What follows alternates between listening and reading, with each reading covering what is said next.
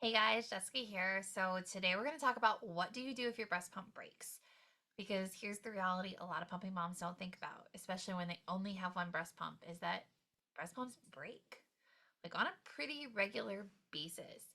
Parts can fail, motors can fail, you name it, I've seen a pump die doing it. So what do you do? The first thing you need to do is you need to reach out to the company.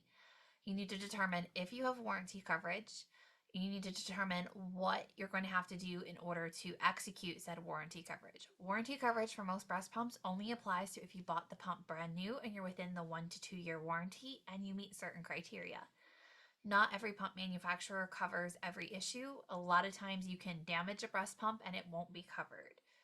But you're going to need to get with them as quickly as possible because you need to determine what troubleshooting you're going to do. Some pumps are very easy to troubleshoot, others can take days to, up to a week, being pretty average, depending on what is happening and how clear the issue is. So, what do you do if you need to pump in that meantime?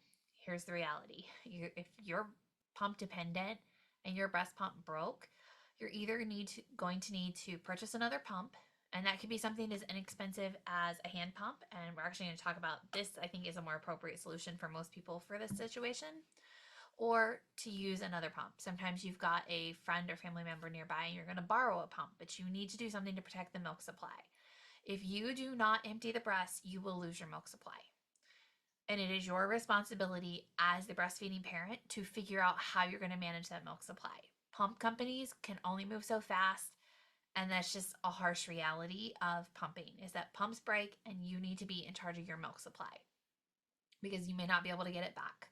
So what I recommend is immediately go to hand expression or using a hand pump or using an alternate pump.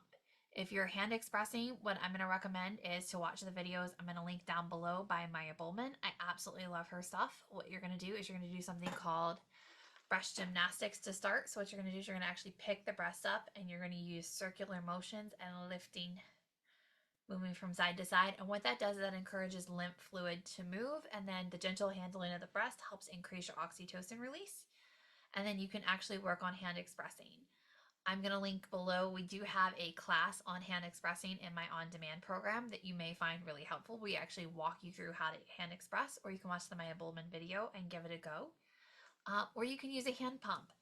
My favorite hand pumps on the market are actually the Lancino pump or the Medela Harmony. And the reason for that is that most people have access to Amazon, which means you can access all of the Maymom and Nini Supply two-piece flanges, and you can just pop that on there. These are also readily available at your local store. They come with 24 millimeter flanges, and you can put inserts in them. If you go to a Target, you can likely pick up Willow inserts in your size and a hand pump and be off the shelf for less than $50 with a setup that works. And then with a hand pump, what you're going to do is you're going to pump one side at a time. If you find that you leak on the other, you can use some type of milk catcher to catch on the other. But you're going to use gentle, light, fast strokes. So light suction, fast speed until you see milk flow. And then when the milk flows, you're going to use longer, stronger pulls. With a hand pump, I tend to recommend hold for 3 to 5 seconds as the milk is actively flowing to help empty the breast as quickly as possible. Once the milk stops flowing again, we're going to go right back to that fast, light, short suction.